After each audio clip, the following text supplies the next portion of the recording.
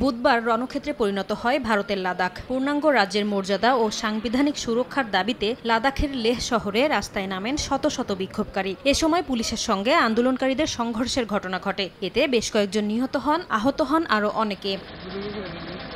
কেন্দ্রশাসিত অঞ্চল লাদাখের লেহ শহরে বিক্ষোভকারীদের সমাবেশ হঠাৎ সহিংসতায় রূপ নেয়। এ সময় বিজেপি কার্যালয়ে হামলা ও ভাঙচুরের পর আগুন দেন বিক্ষুব্ধরা। পুলিশ ভ্যানসহ বেশ কয়েকটি গাড়িতেও অগ্নিসংযোগ করেন তারা। নিরাপত্তা বাহিনীকে লক্ষ্য করেও ইটপাটকেল ছোড়ে বিক্ষোভকারীরা। পরিস্থিতি নিয়ন্ত্রণে আনতে কাঁদানে গ্যাস নিক্ষেপ ও লাঠিচার্জ করে পুলিশ। এর আগে দাবি আদায়ে আমরণ অনশনে বসেন আন্দোলনকারীরা। এ সময় 2 জনকে গুরুতর অসুস্থ অবস্থায় হাসপাতালে ভর্তি করা হয়।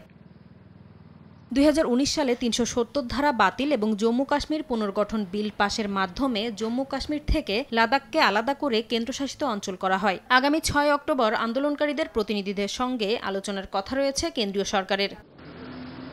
নাসরিন রুমি, সময় সংবাদ।